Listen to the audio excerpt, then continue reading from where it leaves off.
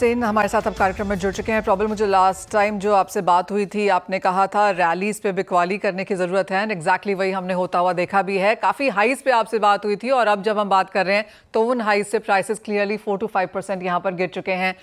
Fundamentals भी यहाँ पर चेंज हुए हैं। जो करंट सिचुएशन है यहाँ से आपको क्या लगता है, क्या कुछ और गिरावट की एक्सपेक्टेशन? आई थिंक काफी कॉन्ट्रडिक्टरी सिग्नल्स हैं अभी मार्केट में। अगर आप देखिए, on the one hand US China में जो टैरिफ का ये पॉज हुआ है, which is obviously something that is a positive signal, क्योंकि उससे जो इकोनॉमिक अनसर्टेनिटी थी वो थोड़ी सी कम होती है। अगर आप फंडामेंटली देखें, क्रूड में डिमांड हमेशा सेंटिमेंट के आगे ही रहा है। अगर हम लास्ट 6 महीना 9 महीने का मूवमेंट देखें, क्रूड प्राइस जब भी गिरे हैं वो इस डर से गिरे हैं कि डिमांड कोलैप्स करेगा। डिमांड एक्चुअली उतना कोलैप्स किया नहीं है किसी भी सिचुएशन।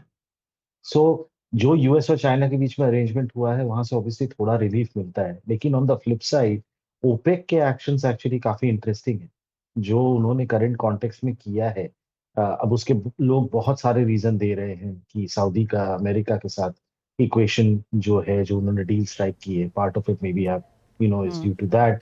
कुछ लोग ये भी बोल रहे हैं कजाकिस्तान और इराक जो कंसिस्टेंटली वायलेट कर रहे हैं उनके quotas as per the rest of OPEC, उसकी वजह से सऊदी सेट कि यार हम मार्केट शेयर क्यों लूज करें अगर हमारे मेंबर्स ही कोऑपरेट नहीं कर रहे हैं। बहुत सारे रीजन हो सकते हैं, बट बॉटम लाइन ये है कि अप्रैल और जून मिला के जो उन्होंने डिक्लेयर किया है कि progressively 0.8 million barrels a day, almost 8 lakh barrel a day of crude वो वापस लाएंगे मार्केट में, वो एक हम्म। सप्लाई ओवरहैंग क्रिएट करता है। तो हम्म। एक तरफ डिमांड में शायद थोड़ी सी अनसर्टेनिटी हटी है, क्योंकि जो इकोनॉमिक कैटास्ट्रोफी जो लोग सोच रहे थे टैरिफ की वजह से, शायद कहीं ना कहीं पे थोड़ा लोगों को रिलीफ है कि कहीं कुछ प्रैक्टिकलिटी आ रही है वर्ल्ड मार्केट्स में। लेकिन on the flip side supply अभी भी शायद डिमांड से आगे है। उसमें एक हम्म। और फैक्टर ये है, I can take a minute. US shale में अगर आप देखें, यूएस शेल में कंसिस्टेंटली जो थोड़े कम ल्यूक्रेटिव रीजन्स हैं, उन्होंने कहा है कि 65 के नीचे उनकी हम्म। इकोनॉमिक्स वर्क नहीं करती। तो वहां से थोड़ा सा ड्रिलिंग स्लो डाउन आ सकता है। लेकिन अगर आप उनके प्राइसिंग एक्शंस देखें, आपको आपको पता होगा यूएस शेल में हमेशा एक परसेंटेज ऑफ देयर प्रोडक्शन वो हमेशा हेज करके रखते हैं।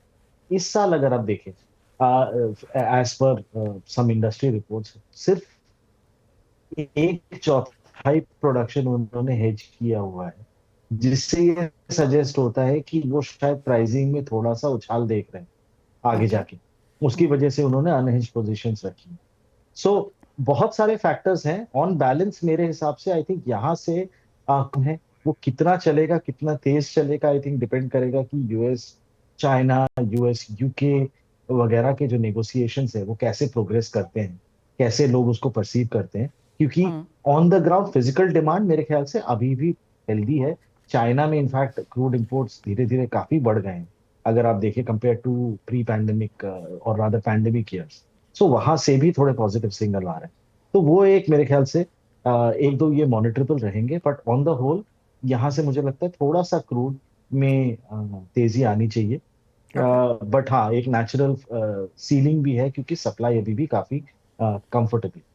हाँ, take your point very well Prabal. जब आपने कहा कि बहुत ही कॉन्ट्राडिक्टिंग फंडामेंटल्स हैं यहाँ पर, just expanding on the point जो आपने कहा कि जो कम भाव हैं जहाँ पर हमने कुछ मुनाफा वसूली आते हुए देखी है, तो नॉन ओपेक जो प्रोड्यूसर्स हैं उनके लिए बहुत वायबल नहीं है। आपने शेल का वहाँ पर एग्जाम्पल दिया। ओपेक एनालाइज की जो मीटिंग हुई है, जो उन्होंने रिपोर्ट कल निकाली है, उसमें भी उन्होंने यही कहा कि नॉन ओपेक सप्लाईज जो हैं वो थोड़ी सी यहाँ पर गिर सकती हैं। एक, उसे आप कैसे देखते हैं? और दूसरा, इंडियन डिमांड को लेकर अब यहाँ पर हम किस तरह के नंबर्स इस क्वार्टर, अगले क्वार्टर के लिए बनता हुआ देखेंगे? देखिए, लोअर प्राइसेस हमेशा इंडियन डिमांड के लिए टिपिकली अच्छी ही होती है। At the end of the day हम प्राइस टेकर्स हैं ग्लोबल मार्केट में। 80% जो हमारी क्रूड रिक्वायरमेंट है वो इंपोर्ट्स के थ्रू आती है। तो ऑब्वियसली जो क्रूड में सॉफ्टनेस है उससे थोड़ा तो डिमांड में फर्क पड़ना चाहिए। लेकिन उसमें ये जरूरी है याद रखना, जो आपने शायद पिछली बार भी मुझसे पूछा था, कि अभी भी जो रिटेल प्राइसेस हैं वो इन लोअर प्राइसेस को रिफ्लेक्ट नहीं करते हैं पूरी तरह। तो ऑब्वियसली उससे जो है एक नेचुरल थोड़ा बैरियर बन जाता है। लेकिन उसमें ये भी याद रखना चाहिए कि पेट्रोल और diesel at the end of the day 50% demand है। बाकी 50% आर ड्रिवन, वो सीधे मार्केट से लिंक्ड है जो वो प्राइजेस है।